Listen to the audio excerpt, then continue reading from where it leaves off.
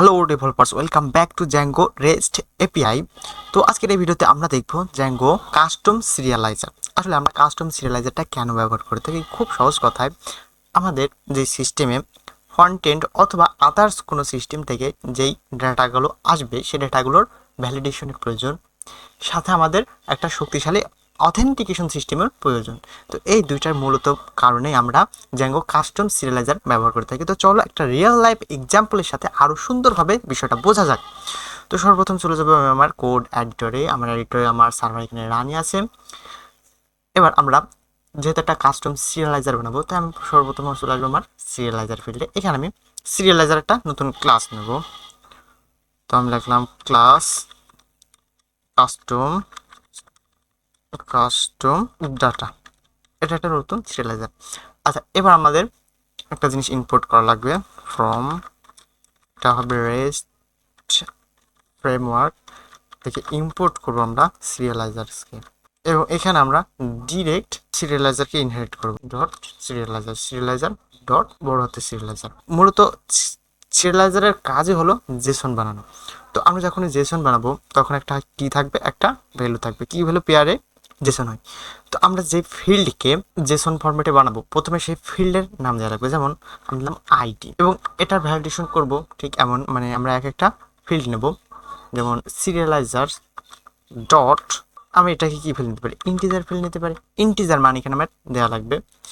আচ্ছা, আমরা একটা উদাহরণস্বরূপ ডেটা নামক একটা টেক্সট নিলাম। এই ফিল্ডটার ভিতরে আমরা দেবো একটা ক্যারেক্টার ফিল্ড দিলাম, সিরিয়ালাইজার ডট ক্যারেক্টার ফিল্ড। অর্থাৎ এখানে আমরা অক্ষর ভিত্তিক ডেটাকে পাস করবো, এবং আমরা এখানে লিখে দিলাম allow blank, blank, allow blank true. এর মানে কি? দেখো, সিরিয়ালাইজার ডট ক্যারেক্টার ফিল্ড এটাকে বলা হচ্ছে ফিল্ড, ঠিক আছে, এবং অ্যালাউ এটাকে বলা হচ্ছে অপশন, এবং ডেটা এটা হলো একটা অবজেক্ট লেভেলের ফিল্ড, এবং এটা একটা কিওয়ার্ড হিসেবে গণনা করা হবে। এবং এখানে আমরা কিছু ভ্যালিডেশন লাগাবো। প্রথমে তো আমরা লাগাবো ফিল্ড লেভেল ভ্যালিডেশন। তো ফিল্ড লেভেল ভ্যালিডেশন লাগানোর জন্য আমরা একটা ফাংশন ডিফাইন করব, এবং এই ফাংশনটার প্রথম যে নামের অংশটুকু থাকবে সেটা হবে ভ্যালিডেট আন্ডারস্কোর। এবার আমরা দেবো ফিল্ডের নাম, যেমন আইডিও হতে পারে, ডেটাও হতে পারে, অথবা আমরা যদি এখানে আরও কিছু ফিল্ড নিতাম সেটার নাম হতে পারে, কিন্তু ভ্যালিডেট আন্ডারস্কোর পরে ওইটা হওয়া লাগবে। যেমন আমি দিলাম ডেটা, যদি ডেটা থাকে, এবং অ্যাট্রিবিউট হচ্ছে তার ভ্যালু। যেহেতু এটা আমরা ক্লাসের ভিতরে লিখছি, তাই প্রথম প্যারামিটারটা ইন্ডিকেট করে বর্তমান যে অবজেক্টটা চলছে সেটাকে, এবং দ্বিতীয় প্যারামিটার এটা ইন্ডিকেট করে যে আমার অবজেক্টের ভিতরে যে ডেটাটা আছে সেটা। এবার আমরা এখানে শর্ত লাগাবো ইফ, আমি এখানে ডেটায় লিখি, সুন্দর দেখা যায়। ইফ ভ্যালু, আমরা ভ্যালু লেন্থ বাইট করবো, লেন্থ অফ ভ্যালু, অর্থাৎ ভ্যালুর যে লেন্থ আছে এটা যদি ছোট হয় 3 থেকে, অর্থাৎ 3টা ক্যারেক্টারে যদি কেউ কম দেয়, তাহলে এখানে আমরা একটা ইরোর থ্রো করবো। তো আমরা লিখবো রাইজ সিরিয়ালাইজার্স ডট ভ্যালিডেশন ইরোর। এরপরে আমরা একটা মেসেজ দিয়ে যে কোনো কিছু দিতে পারি। তো আমি একটা মেসেজ দিয়ে দিলাম। এরপরে যদি ভ্যালিডেশন ইরোর না হয়, অর্থাৎ যদি লেনটা 3 থেকে বড় হয়, তাহলে এটাকে আর এক্সিকিউশন হবে না, তখন এটা রিটার্ন করাবো। তখন এটাকে আমরা রিটার্ন করাবো ভ্যালু, অর্থাৎ এটা ভ্যালু রিটার্ন করবে। তো প্রথম ভ্যালিডেশন ফিল্ড লেভেল ভ্যালিডেশনকে আমার কমপ্লিট। আমরা ঠিক চাইলে আইডির উপরও সেম কাজই করতে পারি, বা কোনো একটা ভ্যালিডেশন আমরা লাগিয়ে দিতে পারি। তো এটা ছিল ফিল্ড লেভেল ভ্যালিডেশন। এবার আসি অবজেক্ট লেভেল ভ্যালিডেশনে। অবজেক্ট লেভেল ভ্যালিডেশনটা কি? এখানে একটা ফাংশন রাখবো, ডেফিনেশন শুধু ভ্যালিডেট। ফাংশনটার নাম হবে শুধু ভ্যালিডেট। আচ্ছা, এখানে ভ্যালু নেব। ভ্যালু নেওয়ার পর আমরা এখন শর্ত দেবো ইফ। এখন এই ভ্যালুটা মূলত ইন্ডিকেট করে এই বর্তমান যেই এখানে যতগুলো ফিল্ড আছে, এই প্রত্যেকটা ফিল্ডের একটা ডিকশনারি, এটাকে ইন্ডিকেট করে এই ভ্যালুটা। এটা ব্যবহার কীভাবে করে আমি চলো তোমাকে দেখাই। তো আমি লিখবো ভ্যালু, তারপরে এখানে আমরা লিখবো ফিল্ডের নাম। সাপোজ আমরা দিলাম আইডি অ্যান্ড হ্যালো, এটা হচ্ছে ডাটা, অর্থাৎ ডেটা আর আইডি এই দুটা থাকা লাগবে। যদি এমনটা থাকে, এখানে আমরা রাইজ করবো, রাইজ সিরিয়ালাইজার ডট ভ্যালিডেশন ইরোর, একটা মেসেজ দিয়ে দেবো। আচ্ছা, যদি ভ্যালিডেশনটা ঠিক থাকে তাহলে এটা রিটার্ন করবে ভ্যালুকে, ঠিক আছে। তো এটা ছিল অবজেক্ট লেভেল ভ্যালিডেশন। তো অবজেক্ট লেভেল ভ্যালিডেশন হওয়ার পর চলো এটা আমরা এবার ভিউ করাই। তো আমি এটাকে, আমরা যেহেতু জ্যাঙ্গো রেস্ট ফ্রেমওয়ার্কের মোটামুটি 4টা পাইপলাইন আছে, যেখানে আমরা 4 রকমের ভিউ হয়, generic view, class base view, functional base view, আর একটা হচ্ছে মডেল সেট ভিউ। তো আমরা এখানে ক্লাস বেস এপিআই ভিউটা একটু এখানে ব্যবহার করব।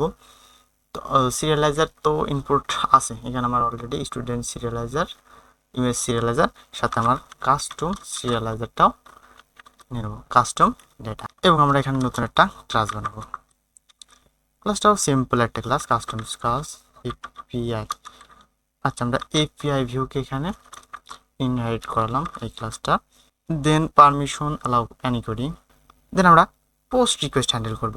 ডেফিনেশন পোস্ট, অর্থাৎ যখনই কেউ আমার ইউজার ডেটা পাঠাবে তখন আমরা এটা নিয়ে ওই ডেটাকে আনবো, ভ্যালিডেট করব। দেন যদি ভ্যালিডেট হয় তো রিটার্ন করাবো, আর যদি ভ্যালিডেট না হয় তো এররটা রিটার্ন করাবো। আচ্ছা, তো আমি সিরিয়ালাইজার বানাই, যে সিরিয়ালাইজার। তো আমার কাস্টম সিরিয়ালটা ছিল কাস্টম ডাটা, এবং এখানে ডেটা অ্যাট্রিবিউটের ভিতরে দেবো আমার যে রিকোয়েস্ট থেকে ডেটাটা আসবে সেই ডাটাটা। আচ্ছা, সিরিয়ালাইজার দেওয়ার পর এবার আমরা চেক করবো যেটা ভ্যালিড কিনা। ইফ যদি সিরিয়ালাইজার ডট ইজ ভ্যালিড একটা ফাংশন, এটা ট্রু রিটার্ন করবো অথবা ফলস। যদি ট্রু হয় তার মানে এটা আমার যে ডেটা আছে সে ডেটাটা সুন্দরভাবে রেসপন্স করবে। তো রিটার্ন রেসপন্স, আর ইয়েস রেসপন্স, এখানে দেবো সিরিয়ালাইজার ডট ডাটা এবং স্ট্যাটাস আপ থাক। এবং যদি এটা ইনভ্যালিড হয় আমরা রিটার্ন করবো প্রবলেমটাকে, মানে ইরোটাকে। তো রেসপন্স সিরিয়ালাইজার ডট ইরোর। এবং এবার আমরা স্ট্যাটাস দিতে পারি ইন্টারনাল সার্ভার ইরোর, মানে 500 HTTP request number 500 internal server error. দেওয়ার পর আমার কিন্তু এপিআই ভিউটা মানে লজিক রেডি। এখন এটাকে জাস্ট ইউআরএল এর সাহায্যে এখন কল করাতে হবে, তাহলেই সব কিছু ঠিকঠাক। আমরা এখানে ইউআরএল আসবো, এখানে প্রথমে তো ইম্পোর্ট করা লাগবে। আচ্ছা, ডট থেকে views API class view already আছে, এখানে একটা নতুন পাথ নেব, path custom data TM custom API slash. এবার এখানে আমরা জাস্ট কল করে দেবো। তো API class dot custom API dot as view, then okay, everything is okay. আমি কিন্তু দেন সেভ করি। সেভ করার পর এবার আমাদের টেস্টের পালা। আমি এখানে আসার পর এখানে জাস্ট কন্ট্রোল ক্লিক করব, তাহলে আমার কি ব্রাউজার এটা অটোমেটিক্যালি ওপেন হবে। এবং এখানে কন্ট্রোল ক্লিক করলাম কাস্টম এপিআই। দেখো এখানে আমরা যেহেতু শুধু পোস্ট রিকোয়েস্ট হ্যান্ডেল করার জন্য লজিক লিখছিলাম, তাই এখানে দেখাচ্ছে গেট মেথড নট অ্যালাউড। আচ্ছা, এখানে আমরা মূলত একটা জেসন লিখবো, জেসন লেখার পর ওটাকে সাবমিট করব, মানে পোস্ট করব। পোস্ট রিকোয়েস্ট করলে কি আমার ব্যাকএন্ড থেকে যদি জেসনটা ভ্যালিড হয় তাহলে রিটার্ন আসবে, আর যদি ভ্যালিড না হয় তাহলে সেটা একটা ইরর রিটার্ন আসবে। তো চলো টেস্টিং শুরু করি, আমার এই কাস্টম ভ্যালিডেশনটা ঠিকঠাক কাজ করছে কিনা। নেব আমরা হচ্ছে আইডি আমরা যে কোনো কিছু দিতে পারি, একটা ইন্টিজার ফেললাম 10। এরপরে যে জিনিসটা নেব, আমাদের সিরিয়ালাইজারের দ্বিতীয় জিনিসটা ছিল কি ডাটা দেওয়ার পর আমার জেসনের ফরম্যাটটা বন্ধ করা লাগবে। বন্ধ করার পর আপাতত আমার জেসন রেডি। দেখা যাক এটা কাজ করে কিনা। আমি যদি ক্লিক করি, হ্যাঁ, আমার এটা কি সুন্দরভাবে কাজ করছে। দেখো জেসন ডাটা যখনই ভ্যালিড ছিল তখন এটা ভ্যালিড হয়ে 10 এবং ভ্যালিড হলে আমার জেসনটা রিপ্লাই করলো। এবার আমরা এখানে সেম জিনিসই দেবো, কিন্তু আমরা এখানে সাপোজ আইডিটা, আমরা এখানে ডাটাটা লেন্থ দেব 2, কিন্তু আমরা ভ্যালিডেশনে করেছিলাম যে 3টা ডাটার বা 3টা ক্যারেক্টারের কম যদি দেয় তাহলে এটা ভ্যালিডেশন ইরর থ্রো করার কথা। তো এটা একটা ভ্যালিডেশন ইরর থ্রো করছে এবং ডেটাটা আমার পাঠাইছে কি data must be greater than 3 character. দেখো এখানে এই লেভেলে ভ্যালিডেশন এখানে এসে ইরর থ্রো করছে, ঠিক আছে। আচ্ছা, আমরা যদি কন্ট্রোল ভি দিলাম, এখানে যদি আমরা আইডিটা না দিই, শুধু ডেটা দিয়ে একটা অবজেক্ট বানালাম এবং এটাকে যদি আমরা পোস্ট করি তাহলে কি দিস ফিল্ড ইজ রিকোয়ার্ড, অর্থাৎ এই ফিল্ডটা মাস্ট বি দেওয়া লাগবে। এটা কোথা থেকে ইরোরটা আসছে?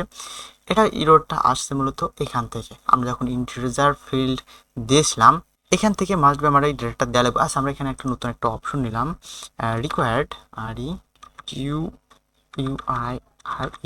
রিকোয়ার্ড ফলস দিলাম। আচ্ছা, এবার দেখি এটা কাজ করে কি না। কন্ট্রোল বি, আমি এটাকে হাঁটালাম। যদি পোস্ট করি তো ইরর থ্রো করছে। কেন করলো? আমরা এখানে মূলত আইডিটা ব্যবহার করেছিলাম, এই জন্য আমরা এখানেও ব্যবহার করলাম না।